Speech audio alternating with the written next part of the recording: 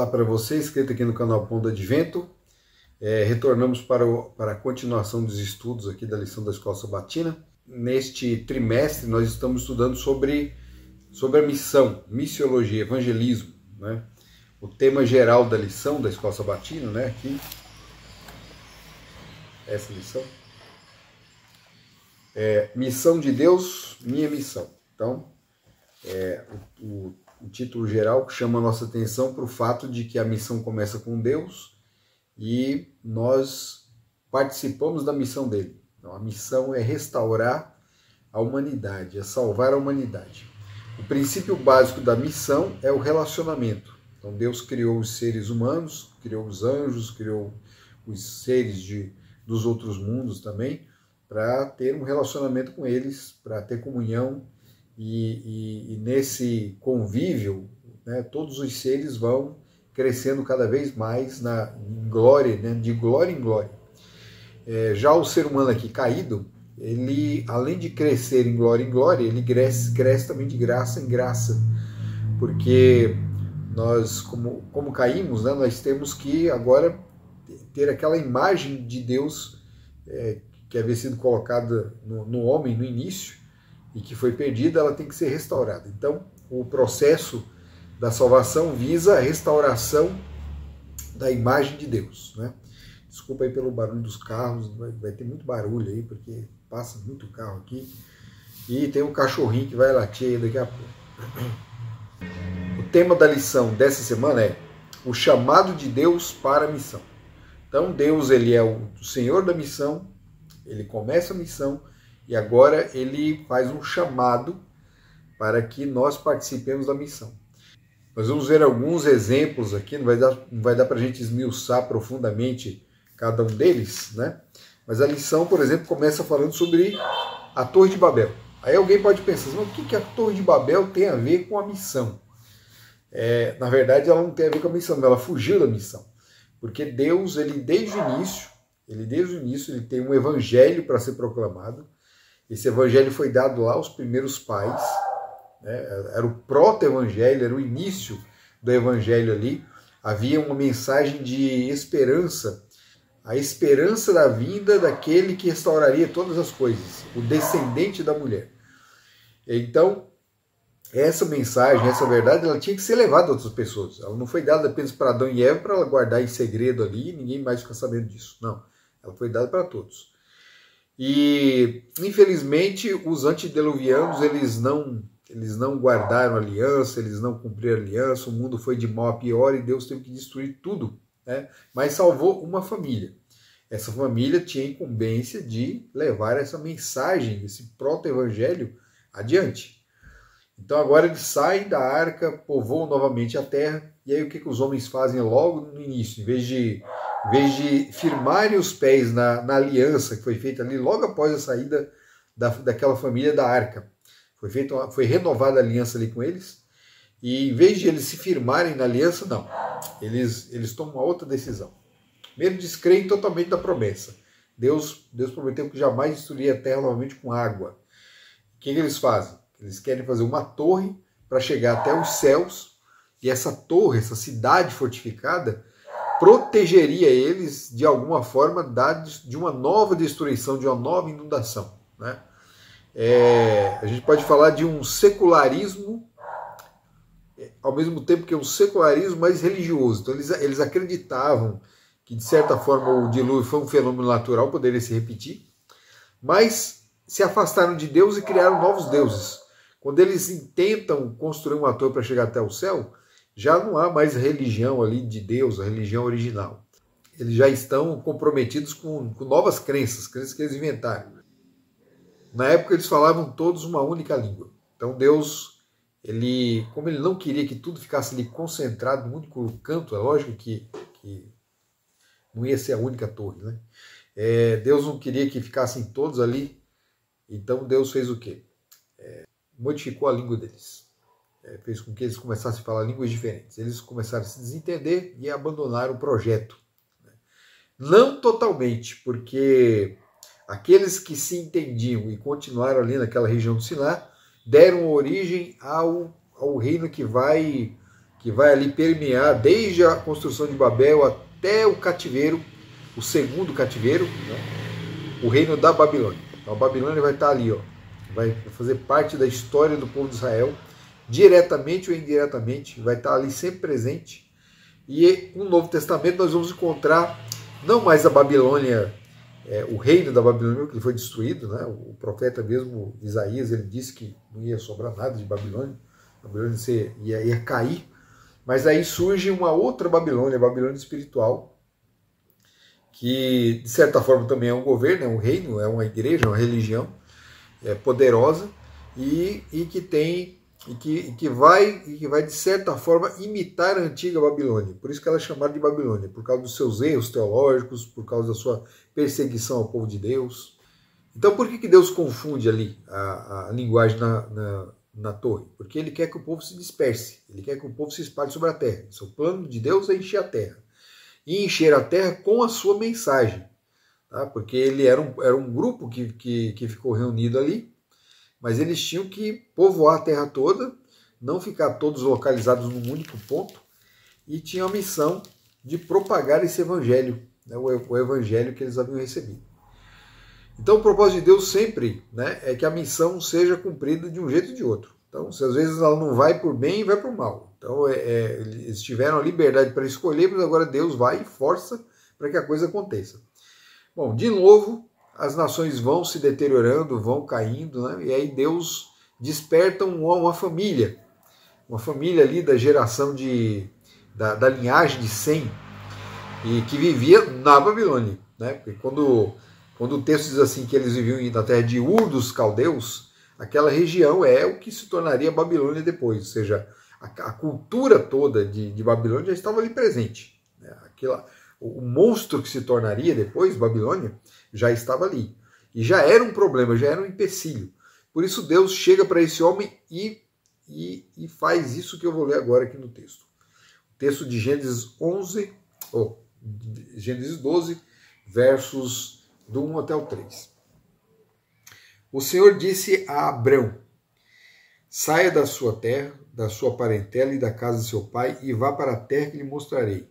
Farei de você uma grande nação e o abençoarei e engrandecerei o seu nome. Seja uma bênção. Abençoarei aqueles que o abençoarem e amaldiçoarei aqueles que o amaldiçoarem. E em você serão benditas todas as famílias da terra. Então Deus ele faz um pacto com Abrão. Aqui, Abrão, né? O nome não havia sido mudado ainda. Faz um pacto com Abrão. Então, nesse texto aqui, nesse momento, Abrão ele já havia saído de Ur, né? Porque houve um primeiro chamado, ele já havia saído dessa terra de Ur e agora estava em Harã, né? A família dele chegou ali, o pai dele resolveu ficar em Harã, não sabemos por que motivo, e o pai dele veio a falecer ali. Então Deus faz um novo chamado: Abrão, sai daí e vai para a terra que eu vou te mostrar. E aí ele promete para Abrão que Abrão seria muito abençoado, mas que ele seria também uma bênção. Ele não ia ser só abençoado, ele seria uma bênção. E aqueles que amaldiçoassem Abrão seriam amaldiçoados, e aqueles que abençoassem seriam abençoados. E o próprio Abrão abençoaria a todos, né? E o texto vem dizer assim: em você serão benditas todas as famílias da terra. Então, daquele homem, daquela família, daquela casa, o evangelho, né, a grande esperança do povo de Israel, que era a vinda do prometido. Inclusive, em outros momentos, Deus vai falar sobre o prometido para o próprio Abrão, e ele tem a missão, a incumbência de levar essa verdade para outras pessoas. Então, Abrão, onde ele chegava, ele construiu um altar para adorar a Deus. Então, todas as pessoas que estavam ali ao seu redor eram contagiadas pela religiosidade de Abrão. Com isso, Abrão ia levando o evangelho, a palavra de Deus, para as pessoas da sua época. E esse era o início dessa luz, dessa grande luz que ia alcançar o mundo todo, porque o texto fala assim que em Abrão serão benditas todas as famílias da terra. E presta bem atenção no que acontece no mundo hoje, né? Nós vivemos numa cultura que tem a sua origem em Abrão, né?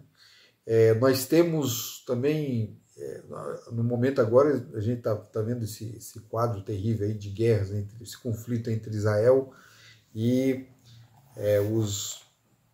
os palestinos, né? Os palestinos, embora eles não sejam, na verdade, eles sejam muçulmanos, mas eles não são árabes, eles não são exatamente os descendentes de Ismael, né? Eles vieram de outro lugar, aceitaram a religião e se fixaram ali. Eles não são exatamente árabes de sangue, nem palestinos, na verdade, nem palestinos. O povo da Palestina era outro que vivia naquela época. Mas habitaram ali, adotaram a religião e tudo mais. Mas a religião islâmica, ela também tem sua origem ali em Abrão, né? O judaísmo, sua origem em Abrão. Então, Abrão, ele está ali, a figura de Abraão, né, o propósito pelo qual foi chamado, ele está presente. Então a gente pode ver que a promessa se cumpre perfeitamente. Vocês serão benditos todas as vezes. Você pode pensar, mas está tendo guerra lá, o povo vive brigando. Não, o povo não vive brigando. Tem uma turma que briga e tem a turma que não briga.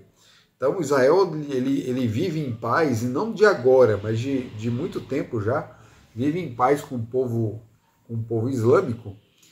Mas acontece que existem sempre grupos, tanto de um lado como de outro, que não almejam essa paz, né? Um ambiciona o que foi prometido para o outro, e aí a coisa desanda. Então a história é bem complicada. Mas, de uma forma geral, a bênção, ela é maior do que essa maldição aí.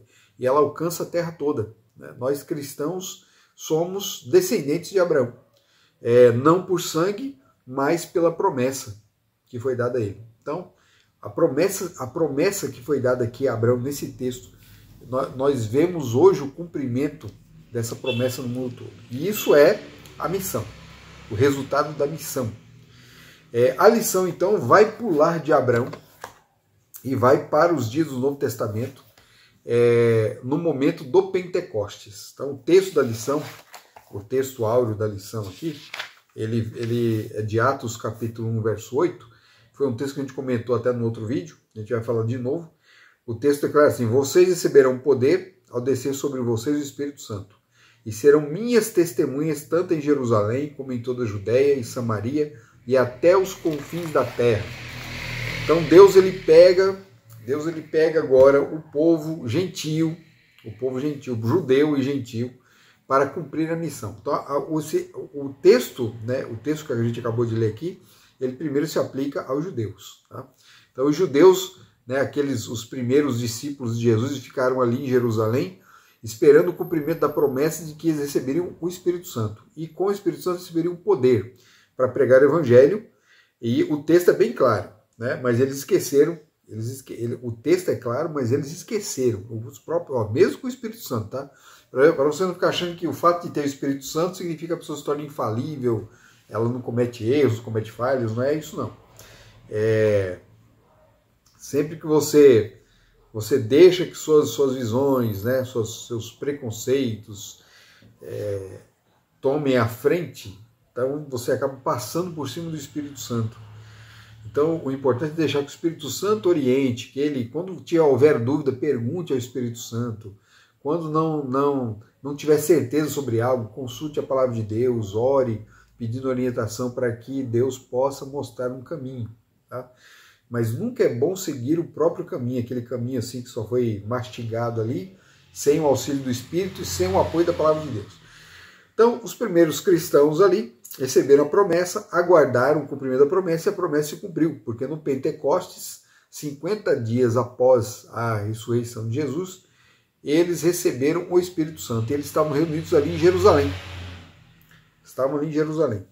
Só que o texto fala que de Jerusalém eles deveriam ir para toda a Judéia, Samaria e depois até os confins da terra. Mas o que eles fizeram?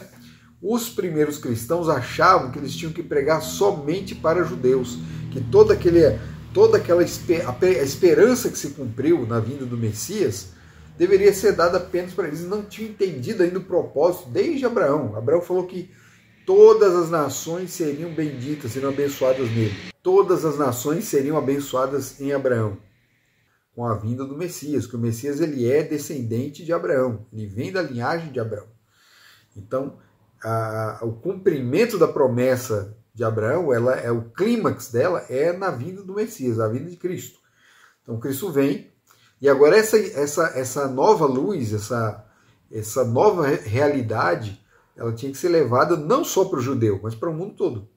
Para o mundo todo. Então Deus ele mostrou aqui o plano, a estratégia. Primeiro Jerusalém, depois a Judéia, que era a vizinhança imediata, na verdade Jerusalém ficava na Judéia, a vizinhança imediata ali. Depois Samaria, que já estava fora de Jerusalém, né? E é lógico, o texto fala Samaria, mas já fica subentendido que todas as regiões que estavam ali ao redor da Judéia deveriam ser alcançadas. Então você tem os samaritanos são citados porque os samaritanos é um povo irmão, é um povo ali que, embora o judeu odiasse o samaritano odiasse o judeu, era um povo que tinha um certo vínculo, uma proximidade, né? E crenças parecidas também. Os samaritanos acreditavam, embora a doutrina estivesse bem maculada ali com crenças pagãs, mas eles acreditavam e aguardavam. É só lembrar do caso da mulher samaritana lá. A mulher samaritana, ela cita, ela fala do Messias, ela esperava o Messias. E aí ela descobre que ela está conversando com o Messias. E o interessante é que a primeira pessoa na história bíblica que Jesus se declara como o Messias, né, o prometido, é para essa mulher, que era samaritana. Ele não tinha ainda falado para o povo judeu. Ele não tinha declarado. Né? Os discípulos já entendiam já que era ele. Mas a declaração mesmo veio para ela. Falou para ela.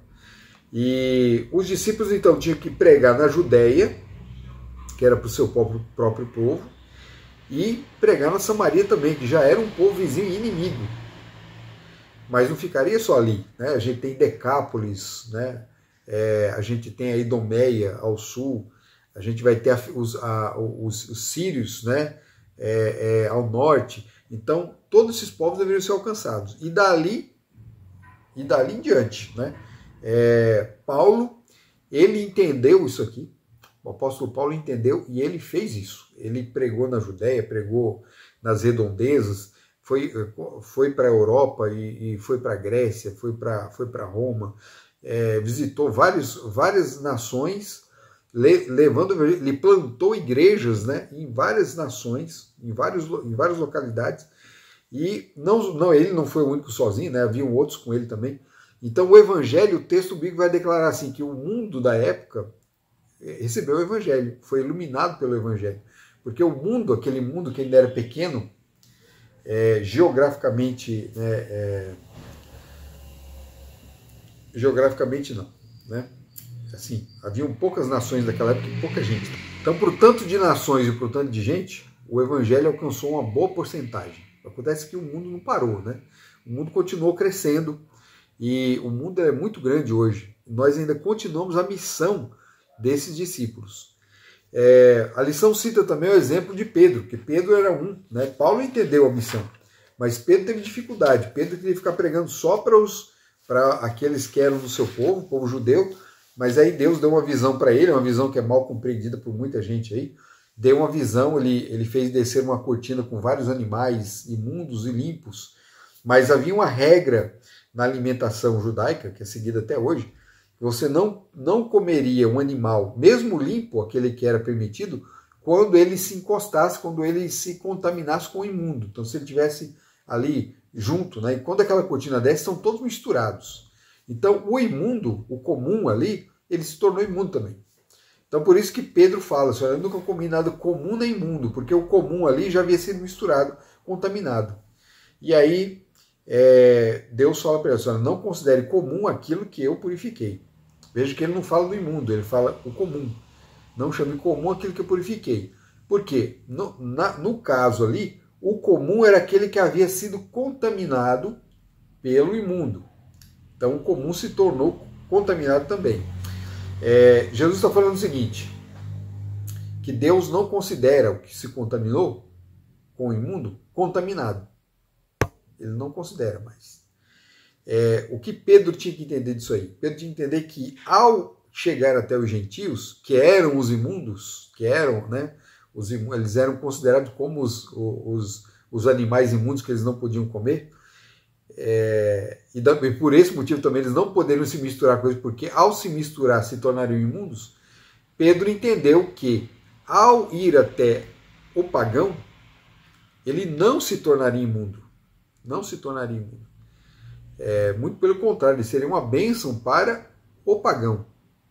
Então ele viu a visão, ele teve uma dificuldade para entender, mas ele só foi compreender mesmo quando veio o chamado para pregar na casa de Cornélio. Porque um anjo já havia falado com Cornélio lá e tinha apontado Pedro para ir visitar a casa de Cornélio.